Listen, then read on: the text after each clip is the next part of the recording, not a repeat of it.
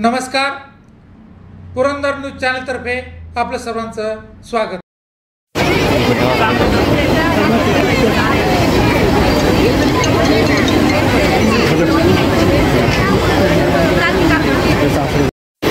माननीय आमदार विजय बापू शिवतारे साहेब या ठिकाणी उपस्थित झालेले आहेत।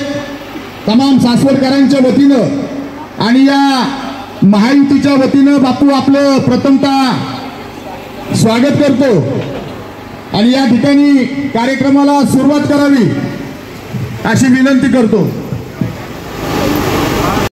या सार्वत्रिक निवडणुकीच्या प्रचाराचा नारळ फोडण्यासाठी आज आपण इथे काल भैरवनाथाच्या मंदिरापाशी सर्व समाज जमलेला आहोत। राष्ट्रवादी काँग्रेस पार्टी व शिवसेना शिंदे गट, अजितदादा व नामदार विजय बापू शिवतारे यांच्या व सर्व इतर पक्ष यांच्या आघाडीतून आपण हा पॅनल तयार केलेला आहे। विजय बापू शिवतारेंच्या मार्गदर्शनाखाली आपण सासवडमध्ये अतिशय चांगले असे उमेदवार यावर्षी दिलेले आहेत। व आपला अध्यक्षपदाचाही उमेदवार सचिनदादा भोंगळे, सर्वच उमेदवार अतिशय तरुण तडफदार व कार्यक्षम असे आहेत। तरी सर्व मायबाप जनतेला मी विनंती करतो, आज आपण पाहतोय 35 वर्ष, मी सासवडमध्ये 35 वर्ष झाले इथे राहतोय। 35 वर्षापूर्वीचं जे सासवड आहे तशीच परिस्थिती आत्ता सुद्धा आहे। तर लोकांच्या गरजा काय आहेत? वॉटर, गटर, मीटर, पाणी, रस्ते। तर आपण पाहतोय ही सत्ताधारी फक्त इलेक्शनच्या पुरती आपल्याकडे येतात, जर कोणीही लक्ष घालत नाही। आपल्या सर्वांनाच अनुभव आहे, कुठलेही फालतू काम असले तरी लोक हेलपाटे मारून फार बेजार होतात आणि कोणीही याच्यामध्ये लक्ष देत नाही। आपण आता पाहिले विजय बापू शिवतारेंच्या माध्यमातून आज एअरपोर्टचा प्रश्न मार्गी लागलेला आहे, गुंजवणीचा प्रश्न मार्ग लागलेला आहे, पाण्याची योजना आता नवीनच बापूंनी आपण साधारण 91 साली इथं सासवडला एक योजना झालेली आहे पवार साहेबांच्या मदतीने। त्याच्यानंतर कुठलीही पाण्याची योजना नाही। सासवडचा विस्तार अतिशय मोठ्या प्रमाणात झालेला आहे, परंतु आता आपल्याला पाहतोय आपण पावसाळा सोडला तर इतर कायम 8 महिने पाण्याची बोंबाबोंब, 3 दिवसांनी येते, 4 दिवसांनी येते, अशी परिस्थिती आहे। आणि कुठल्याही प्रकारचा आता रस्ते तर आपण पाहतोय, लोक जॉगिंगला वॉकिंगला जाता ठेचून पडतात, असे प्रकारचे रस्ते आहेत। आणि पावसाळ्यात तर असं कळतच नाही रस्त्यात पाणी का पाण्यात रस्ता आहे, अशी अतिशय दुर्लभ वाईट अवस्था आहे। तरी या सत्ताधाऱ्यांना शमवण्यासाठी मायबाप जनतेने एकदाच संधी देऊन बघा, एकदाच सासवडला भगवा फडकू द्या। भगव्याचं काय काम आहे, विशाल काम आहे, तुम्ही एकदा आजमावा बरं। आता आपल्या पाठीमागे खंबीर नेतृत्व आहे, अजितदादा आहेत, शिवतारे बापू आहेत। तर ही व्यक्ती तुम्हाला सर्वांना माहिती आहे, पहाटे 6 पासून ते रात्री 10 वाजेपर्यंत काम करणारे नेतृत्व आहे। तो कोणावरही अन्याय होऊ न देणारे नेतृत्व आहे। त्यांना फक्त काम आणि विकास एके विकास, दुसरा कुठलाही विषय नाहीये। तरी सर्व मायबाप जनतेने कुठल्याही प्रकारच्या दबावाला बळी न पडता, आणि बाप्पा असल्या कशाचा दबाव विभाव काय नाही, तसं काय चालत नाही, त्यांना आगाऊन आहे सर्वजण। तर सर्वांनी बिनधास्त मन मोकळेप्रमाणे खुलेआम प्रचार करून या पूर्ण चांगल्या पॅनलला भरघोस मतांनी निवडून द्या आणि विकासाला गती द्या, अशी मी सर्वांना मायबाप जनतेला विनंती करतो। धन्यवाद। निवडणुकीच्या प्रचार शुभारंभ कार्यक्रमासाठी आपण सर्वजण या ठिकाणी उपस्थित आहात। उपस्थितांमध्ये व्यासपीठावरती तुमचे माझे सर्वांचे नेते आदरणीय विजय बापू शिवतारे, त्याचप्रमाणे ममताताई शिवतारे, त्याचप्रमाणे आपले नगराध्यक्षपदाचे उमेदवार सचिनजी भोंगळे, माझे मार्गदर्शक आदरणीय प्रदीप शेठ गिरणे, आदरणीय दिलीप आबा, आदरणीय हरिभाऊ, व्यासपीठावरती सर्वच नगरसेवक उमेदवार, माझे सर्व सहकारी मित्र आणि समोर उपस्थित असलेली बंधू भगिनींनो, इलेक्शन आल्यानंतर तुमच्या दारात अनेक मंडळी येतात जातात, असं करू तसं करू, बऱ्याचशा गोष्टी सांगितल्या जातात। एकदा माणूस बळी पडू शकतो, दोनदा माणूस एखाद्याच्या आश्वासनाला बळी पडू शकतो, पण 4-4 वेळा कुणाच्या आश्वासनाला बळी पडणारी जनता निश्चितपणे या भागातली नाही। याचा मला या ठिकाणी बापू आपल्या सर्वांना कल्पना द्यायची. अनेक वर्ष गावठाणात तर बापू कसलाच विकास झालेला दिसत नाही.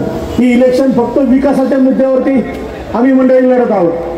आमचा स्वतःचा विकास करण्यासाठी आम्ही मंडळी त्या ठिकाणी लढत नाही. कुठल्याही प्रकारचं कॉन्ट्रॅक्ट घेणारा एकही उमेदवार या ठिकाणी उभा नाही. कुठल्याही प्रकारचं चुकीचं काम करणारा एकही उमेदवार या ठिकाणी उभा नाही. कुठल्याही प्रकारचं कुठेतरी आमिष देऊन एखाद्याचं लांडेलबाडी करून लूट करणारा एकही उमेदवार या ठिकाणी बापूंनी दिलेला नाही. सर्वसामान्य घरातली सर्वसामान्य कुटुंबातला माणूस या ठिकाणी बापूंनी उमेदवार म्हणून दिलाय. सांगताना एकच गोष्ट प्रत्येक उमेदवाराला सांगितली की ज्या माणसाने तुम्हाला मत दिलंय ना त्या माणसाच्या दारापर्यंत विकास कसा पोहोचवायचा त्या गोष्टीसाठी तुम्ही सगळे कटिबद्ध राहा. आता मागच्या काळात पुरंदर तालुक्यामध्ये बापूंनी किती विकास केला हे मी तुम्हाला सांगायची गरज नाही. एअरपोर्टचा विषय असेल, तालुक्यातले सगळे रस्ते असतील, अनेक गोष्टीवरती बापू त्या ठिकाणी सांगतीलच. परंतु मागच्या काळात बापू तुम्ही आमदार झाल्यानंतर माझ्या माहितीप्रमाणे ड्रेनेज लाईनसाठी सुद्धा 127 कोटी सासवडचे आणले. पाण्याचा प्रश्न मार्गी लावलाय. अनेक ठिकाणी रस्ते बापू तुमच्या माध्यमातून झालेत. अनेक ठिकाणी त्या ठिकाणी गटार योजना वगैरे अनेक गोष्टी त्या ठिकाणी मार्गी लागलेल्या आहेत. परंतु ड्रेनेज लाईनचे जे 150 कोटी बापू आपण आणले होते त्यांनी ते परत पाठवले 67 कोटी आणि ते परत पाठवले की गरज नाही. मला तुम्ही सांगा सासवडला ड्रेनेज लाईनची गरज आहे का नाही? सासवडला रस्त्यांची गरज आहे का नाही? मग आलेला निधी फक्त बापूंनी दिलाय किंवा एकनाथ शिंदे साहेबांनी दिलाय म्हणून तो माघारी पाठवायचा आणि सर्वसामान्य जनतेची लूट करायची, सर्वसामान्य जनतेला वेटीस धरायचं काम काही मंडळींनी अनेक वर्ष केले. डोळ्यावरच्या पट्ट्या काढा. माझी तुम्हाला विनंती आहे, उघडे डोळे नीट बघा काय चाललंय वार्डात, काय चाललंय प्रभागात. तुम्हाला खरंच वाटत असेल की आपल्या दारापर्यंत विकास यावा तर या वेळेस तुमचं प्रत्येक मत विकासाच्या दृष्टीने असलं पाहिजे हे या ठिकाणी मी ठामपणे सांगतो.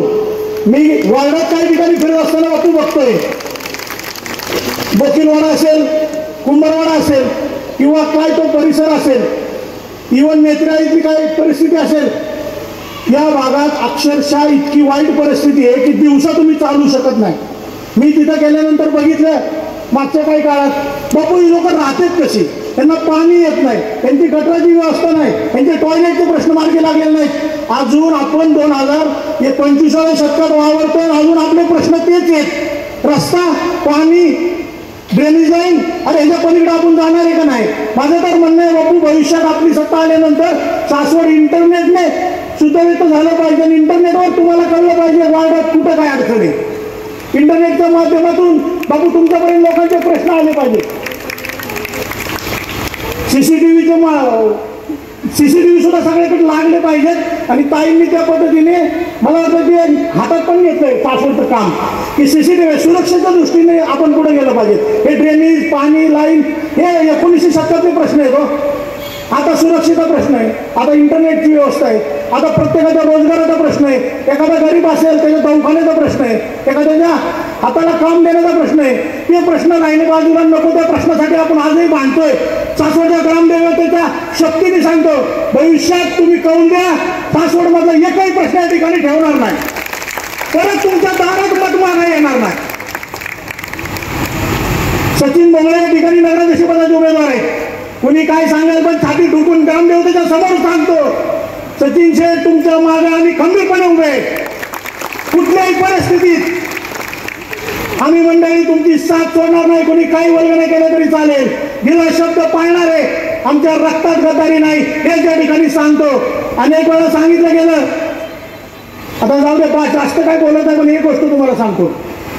ताश में 52 पत्ते होते ये हर कोई जानता है. ताश में 52 पत्ते होते ये हर कोई जानता है.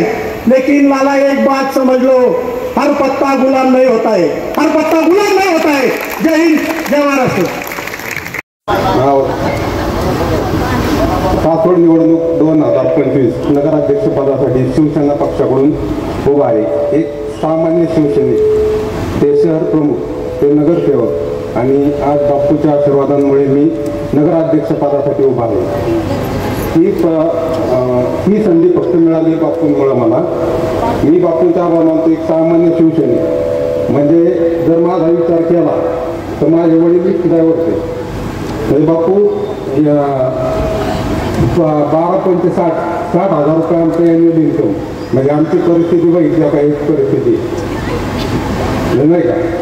आता त्यानंतर ज्यावेळेस मी नगरसेवक झालो, मला 5 वर्ष कसलाच निधी कोणी दिला म्हणजे नगरपालिकेने. ज्या दिवशी प्रशासन लागलं त्या दिवशी बापूंनी माझ्या वार्डात 60% रोड सिमेंटची केली. आणि बघायचं असेल तर तो रोड बापूंनी केलेला आहे पलीकडचा, हा सिमेंटचा, आणि असा तो नगरपालिकेचा रोड. ही बाग, ह्या बाग सापांसाठी ठेवल्या बापू, म्हणजे सगळे साप त्या भिंतात ते लोकांसाठी नाही आहे. ह्या नदीची परिस्थिती जर तुम्ही आता बघितली तर पूर्ण गटर लाईन आहे, म्हणजे अख्खं गटर त्या नदीत सोडलेलं आहे, बरोबर का. आता तुम्ही रस्त्याने कुठं पण जा, सासवडमध्ये एक असा रस्ता दाखवा की तो चांगला रोड आहे, म्हणजे ह्यांनी केलेला, मी केलेलं नाही. त्यानंतर तुम्ही कुठेही जा, ट्रेनीत फुटलेलंच असतं. पाऊस झाला तर बापू अशी परिस्थिती, लोकांच्या घरात ड्रेनेज परत येतं, म्हणजे एवढ्या वाईट परिस्थितीत लोक जगतात कशी. मग ह्यासाठी एकच पर्याय आहे, तुम्ही हा पॅनलला भरघोस मतदान करून निवडून द्या आणि बापूंकडे द्या. एकही काम शिल्लक राहणार नाही. जय हिंद, जय महाराष्ट्र. या सासवड नगरपालिकेच्या सार्वत्रिक निवडणुका लागल्या 25 आणि 29साठी. त्यानिमित्तानं आज या प्रचाराचा संपूर्ण पॅनलचा नारळ फोडण्याचा कार्यक्रम आहे. या सासवड ग्रामपंचायतीच्या समोर आणि भैरवनाथाच्या साक्षीने आज या ठिकाणी नारळ फोडला जातोय. त्या निमित्तानं काही विचार या ठिकाणी मी माझे वैयक्तिक मांडणार आहे. याच्या कार्यक्रमाच्या निमित्तानं आपल्या पुरंदर आणि हवेली तालुक्याचे आमदार आदरणीय बापू आज व्यासपीठावर सर्व सन्मानित, त्याचप्रमाणे सर्व या कॅनॉलमध्ये सर्व अ आणि ब मध्ये सर्व नगरसेवक, सासवड नगरपालिकेच्या संदर्भात बापू म्हणायचं म्हटलं तर मला कमीच 3-4 तास लागतील. पण आता बापूंनाही या हलचलमध्ये या राज्याचे माजी मुख्यमंत्री एकनाथ शिंदे आलेले आहेत. त्यांचा कार्यक्रम त्या ठिकाणी 3 वाजता होत आहे. त्यानिमित्ताने की बाबा थोडक्यात आठवा बापूंना त्या ठिकाणी जायचं आहे. आपल्याला या प्रचाराच्या निमित्तानं बापू या ठिकाणी जाहीर सभा होणारच आहे.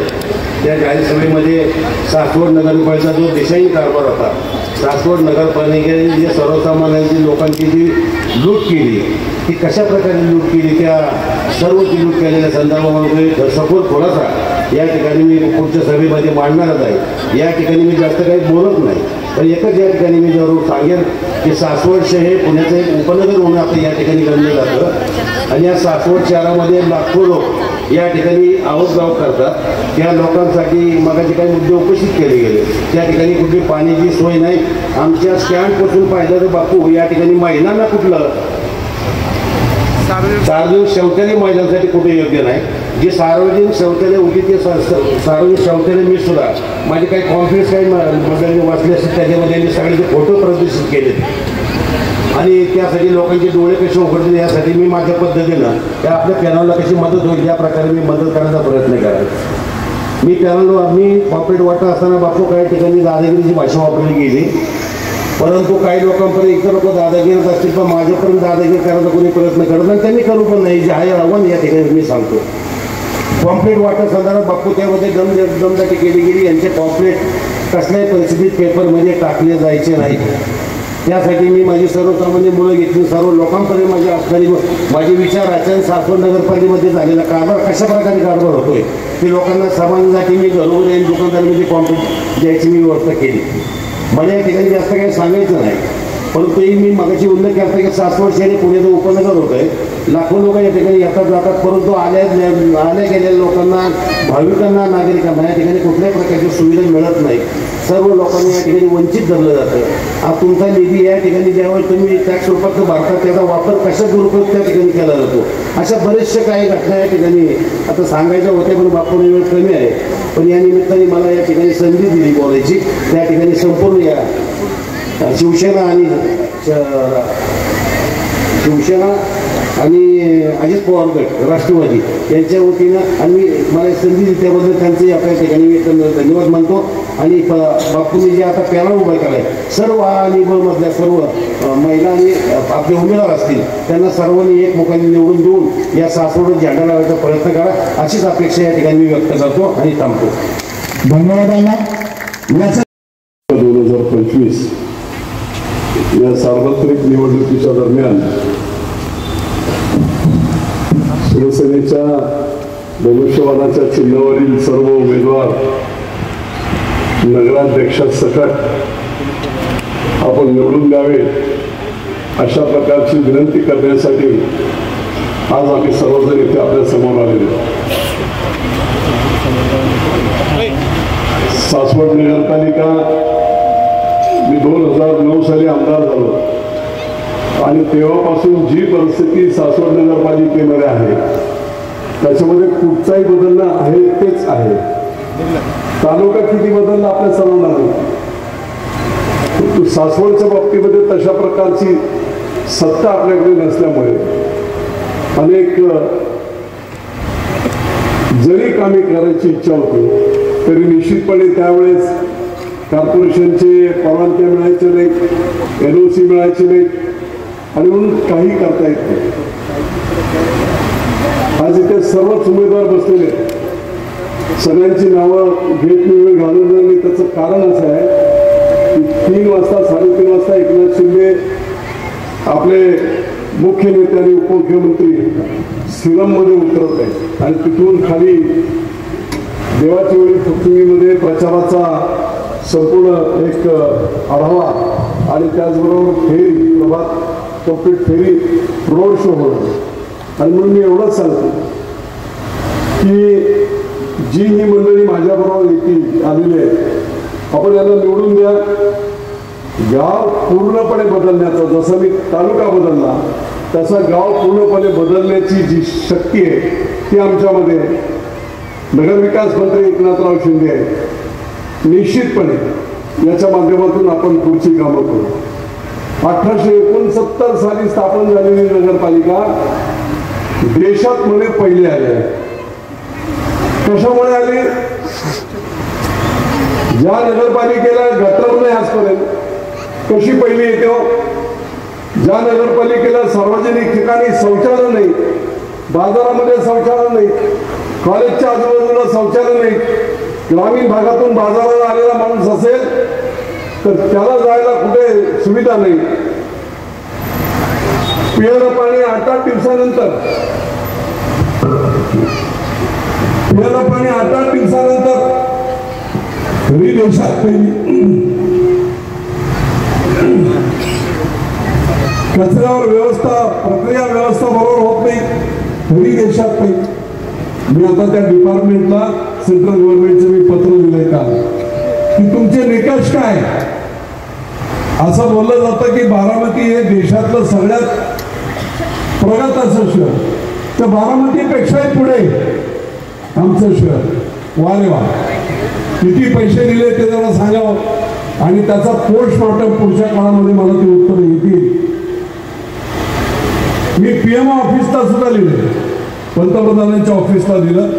अशा प्रकारे लोकांची गैरसमज करून जर अशा प्रकारे विकास न करता कुठेतरी लाली पावडर लावायची, तेवढी शूटिंग करायची, पैसे द्यायचे म्हणे आम्ही एक नंबर.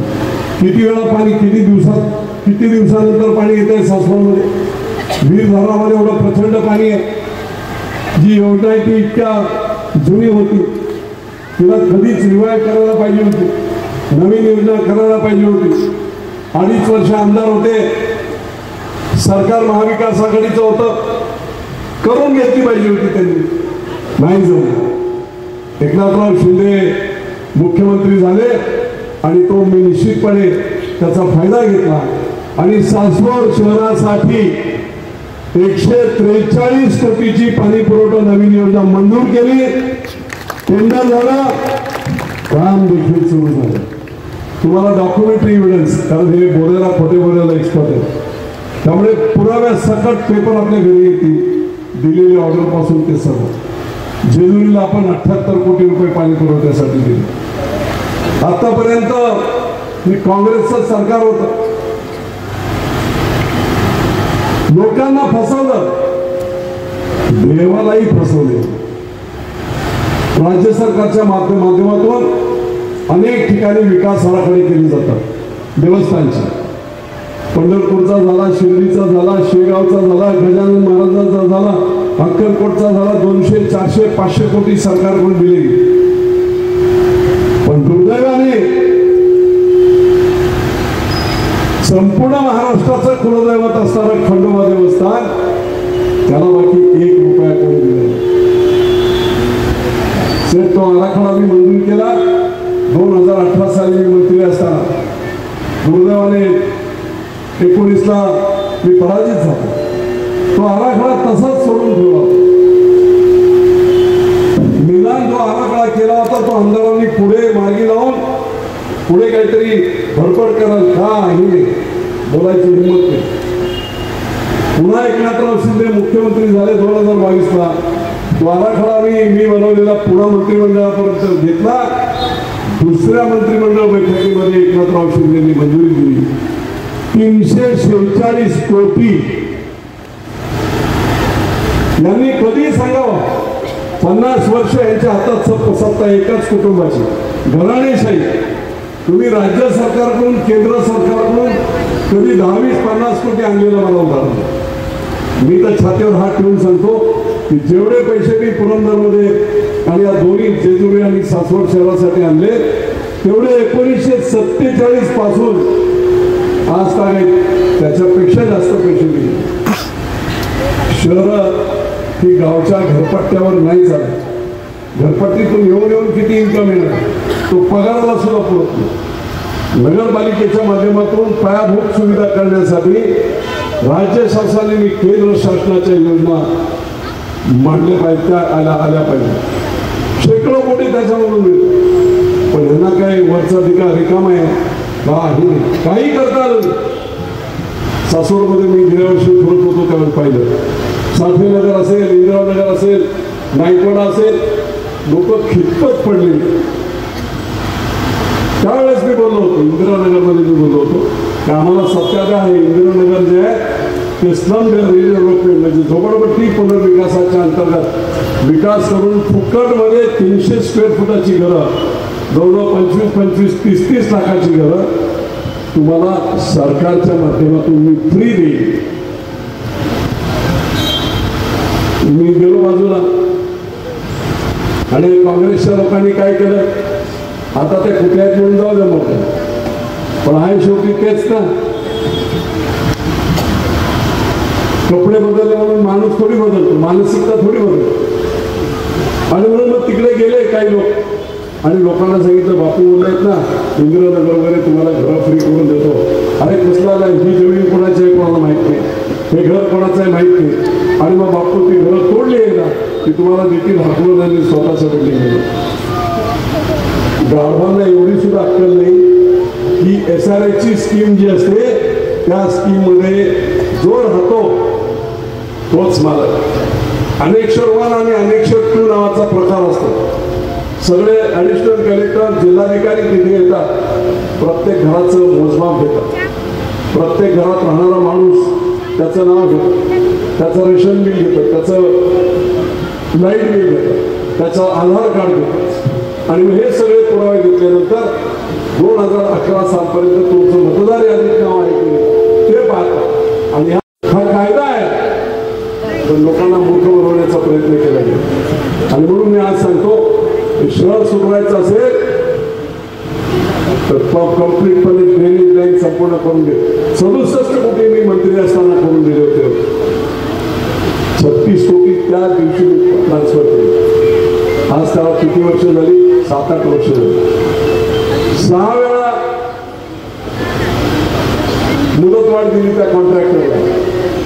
आजही गटर लाईन नाही. गावातलं तर सुरुवात पहिले बाहेरची घेतली.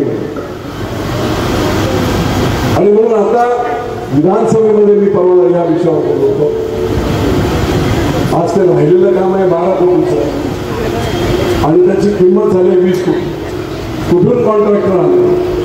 त्या कॉन्ट्रॅक्टरला चावून खाल्ले, भ्रष्टाचार केला. काम तसंच आहे, नरक यातना आपल्याला होतं. आणि म्हणून आमचं सरकार आल्याबरोबर इथे आमची सत्ता आल्याबरोबर प्रायोरिटीने पहिलं काय काम केलं जाईल तर ते संपूर्ण गावठाण आणि बाहेर प्रायोरिटीवर मोठ्या मोठ्या शहराच्या योजना तुमच्या 2-2 वर्ष होतात, 1-1.5 वर्ष बाद झालं. निश्चितपणे आपण ते काम करू. गटर योजना असेल, पाण्याची योजना 1.5 वर्षाच्या आत मी पूर्ण करणार.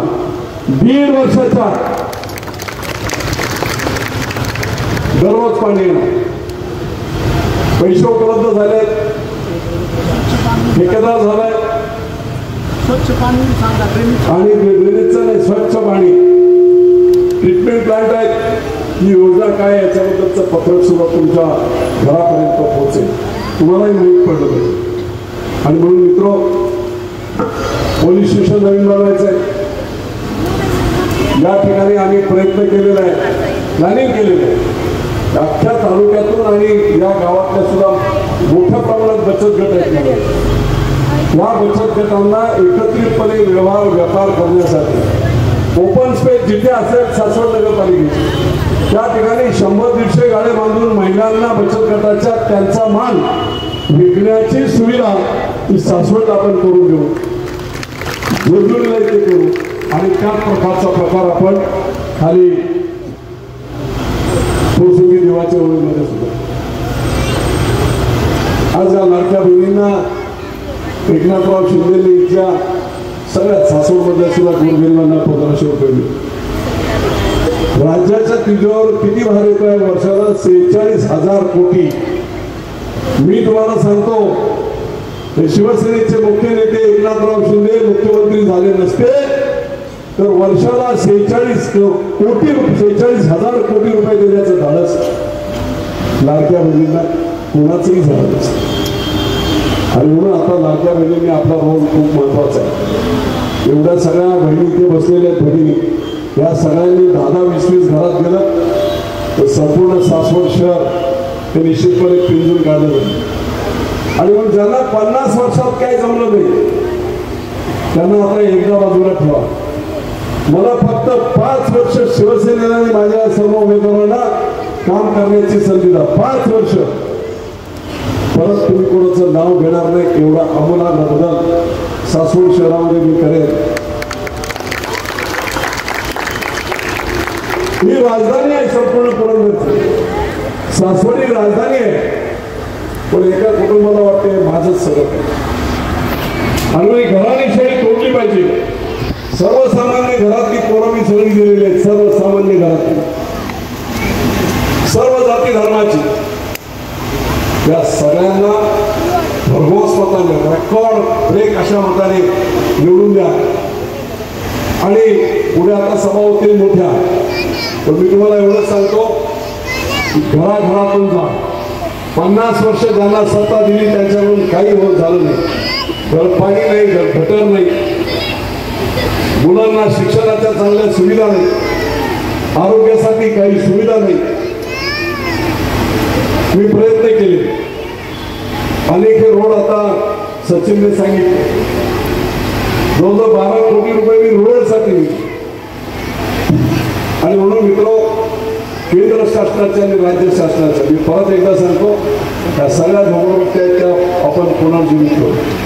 सासवडचा शहराचा विकास आराखडा वेगळ्या पद्धतीने कसा राबवता येईल आणि सासवड हे सुंदर शहर कसं करता येईल याच्यासाठीचे संपूर्ण प्रयत्न आपले सर्वांचे असतील. पुढे मोठ्या सभा आहेत, त्या सभांमध्ये मी बोललेच.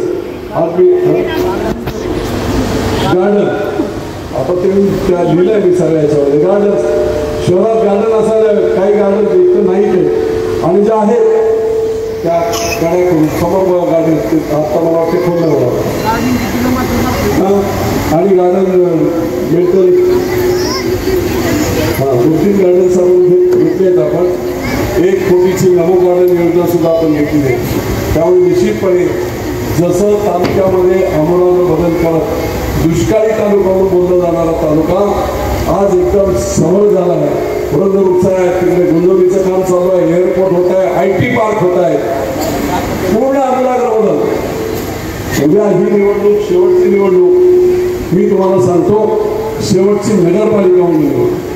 पुढच्या वर्षीची निवडणूक प्रसंगी देवाचीवाडी, सासवड, जेजुरी एअरपोर्ट 5 वर्षाच्या आत मी तुम्हाला सांगतो शब्द, विमान उडणार म्हणजे उडणार, एअरपोर्ट सुरू होणार म्हणजे होणार.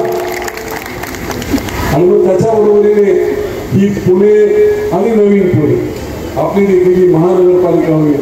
एक प्रचंड प्रमाणामध्ये चांगल्या प्रकारचा विकास, सार्वत्रिक विकास संपूर्ण मध्ये होईल आणि त्याच्यातून आमच्या सर्व मंडळींना, त्याचा सगळा तरुणांना फायदा होईल. मला आता चिठ्ठी आली होती, उमाजी नाईकांचा पुतळा आणि स्मारक करणं गरजेचं आहे. होय, त्याच्यासाठी 10 एकर जमीन दिव्याला अलॉटमेंट केलेली आहे आणि तिथे शासकीय, कारण ती दिव्याची जमीन प्रायव्हेट देता येत नव्हतं, म्हणून शासकीय पद्धतीने हे उमाजी नाईकांचं स्मारक 10 एकरमध्ये तिथे होतं, अभ्यासिका होतं, सगळं होतं आणि त्याचा संपूर्ण प्रयत्न मी स्वतः मोठ्या प्रमाणात आमचे नाना असतील, नाना शितोळे या सर्वांच्या माध्यमातून आपण केलं. सर्व जाती धर्माच्या लोकांना त्यांना स्वाभिमानाने जगता यावं, त्यांना स्वाभिमानाने इथे संचार करता यावा, त्यांना स्वाभिमानाने अशा प्रकारची संपूर्ण व्यवस्था ही केली जाईल. मग अशी बोलता कोणी सांगितलं ही लोकशाही आहे. डॉक्टर बाबासाहेब आंबेडकरांनी प्रत्येकाला एक मत देण्याचा अधिकार दिला. धीरूभाई अंबानीला सुद्धा एक मत, मुकेश अंबानी सुद्धा एकच मत करू शकतो आणि झोपडीत राहणारी माझी एखादी भगिनी असेल तिला सुद्धा एकच मत देण्याचा अधिकार. आणि म्हणून कोणत्याही प्रकारचा दबाव मी बसलेला येते,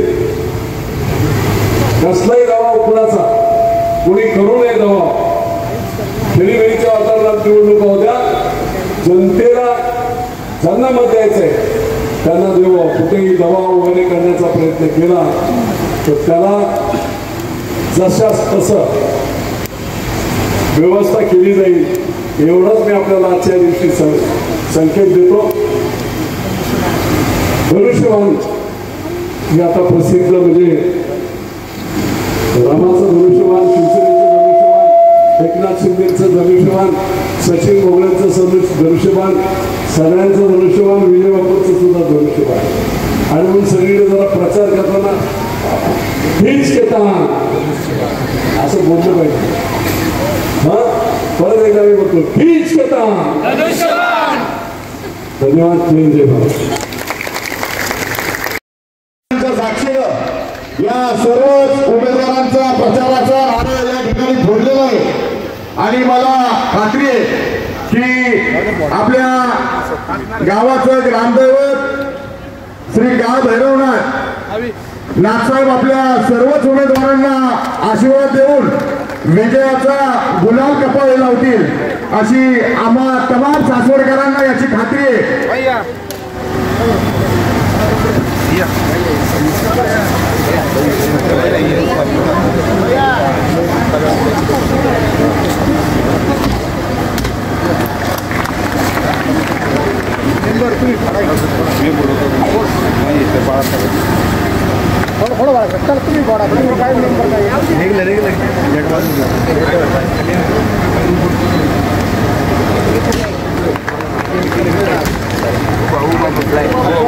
नगराध्यक्ष पदाचे उमेदवार सचिन सुरेशराव भोंगे तथा प्रभाग क्रमांक 1 चे उमेदवार सौभाग्यवती माधुरीताई तेजस राऊत, शुभम अनिल बापू जगताप.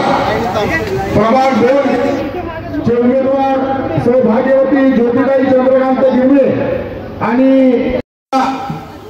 पांडुरंग माने.